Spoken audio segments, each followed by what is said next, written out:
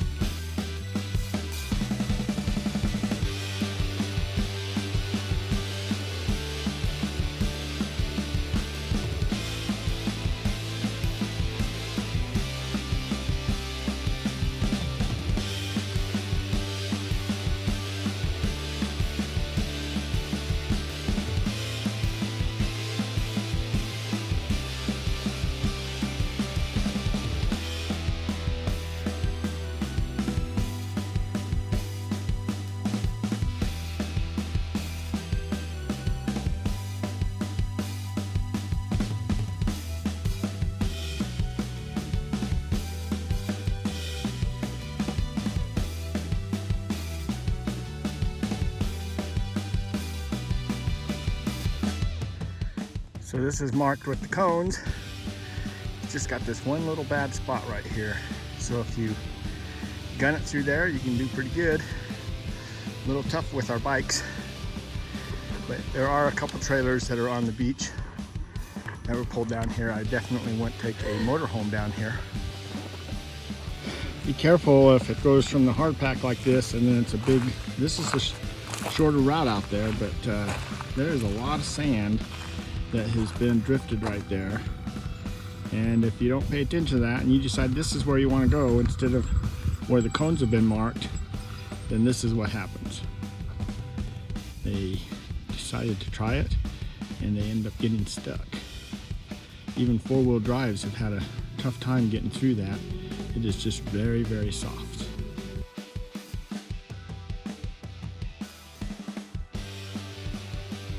And number 3 is weather.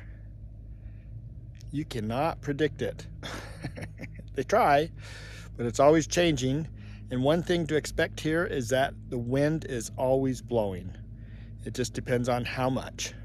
Some days are pretty mild, and sometimes it gets really windy, and then you start getting this sand blowing everywhere, which is hitting my legs right now. It really hurts. And the sand gets everywhere. Even with the doors closed and windows closed, it seems to come in. And number 4 is to have some fun in the water, ride our bikes on the beach, just enjoy the sand that's around here. You can see that Lone Rock is there, and there's not any water around it. That used to be all full of water, but hey, look at the water down here, and the beach goes all the way down to the water. So we are going to ride our bikes down to the beach and then float in the water. Get them nice and fluffy. Oh, and I have to tell you, I really love this Vi-Air that I got. This is kind of the high-end one, but it pumps these tubes up here really quick. We did that for our river ride that we had back in Georgia. It pumped all of them up, never even stopped or timed out on got too hot or anything. It worked good. And our tires take 80 pounds of pressure just as a normal pressure. So this one pumps it up to that pressure with no issue at all.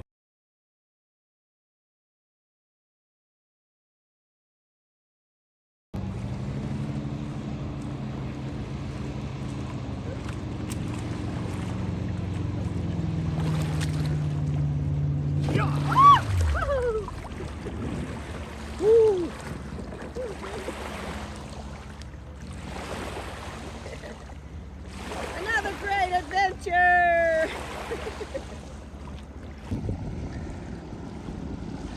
Riding bikes on the beach, boating. There's houseboats right there. They come in here and they make a camp right over there, and they stay on the beach. Right around that inlet right over there is a marina, so you can rent things over there and then come over here and hang out. All right, and number 5 is that there's all kinds of stuff that's around the area that you want to go check out. This is the Glen Canyon Recreational Visitor Center. It's named Carl Hayden Visitor Center. Talks about the dam itself. We also have They have dam tours. They have dam tours? Oh, we might get in trouble for saying that. And then the other thing they have is Horseshoe Bend. It's on the other side of Page, but we are only about 10 miles from Lone Rock, and you have Page, Arizona, that has all kinds of different things, has stores and everything. So keep that in mind when you're trying to figure out things to do around here. So the first thing we're going to check out is the visitor center, and then we're going to kind of look at the dam, and then they got this really cool bridge that goes over the Colorado that we're going to check out too. All right, so this is the information center.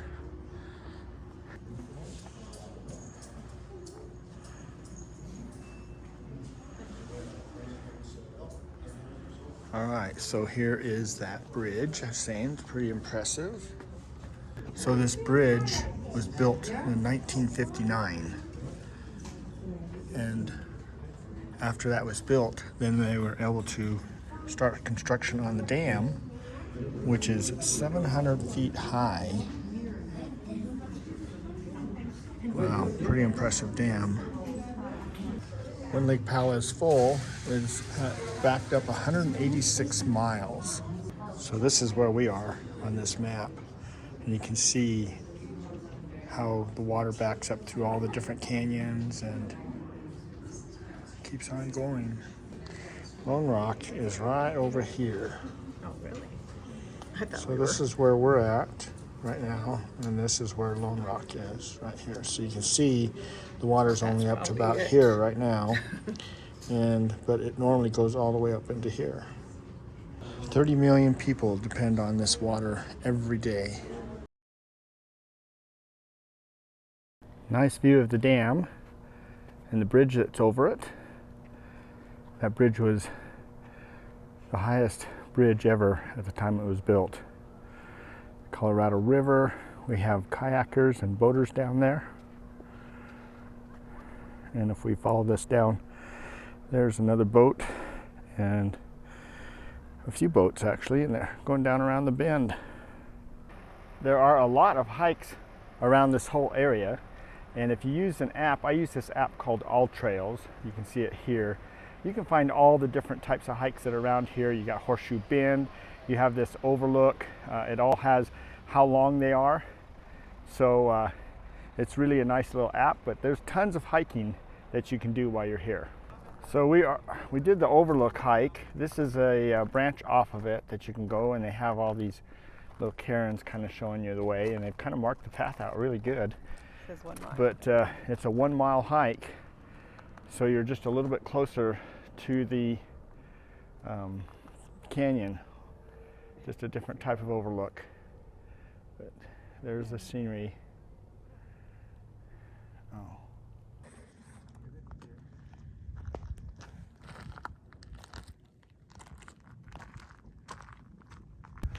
All right, we have arrived at Hanging Gardens. It's interesting how it stays moist here all the time. And so all this stays fairly green. We are in a 20-year drought right now, so things other places are a lot drier, but this is nice and moist through here. This is beautiful. Didn't disappoint. All right, well that was, so we did those 2 hikes, we did that overlook. You know, there is just so much to do on that last option there, number 5. So just remember that when you're out here. But anyway, that hopefully there's 5 different things that'll help you for visiting Lone Rock and just Lake Powell in general. We had a lot of fun here, and there's a lot more to do, a lot of different hikes, so a lot of things to do that way. So We'll have to come back yeah, and do some more. Yep.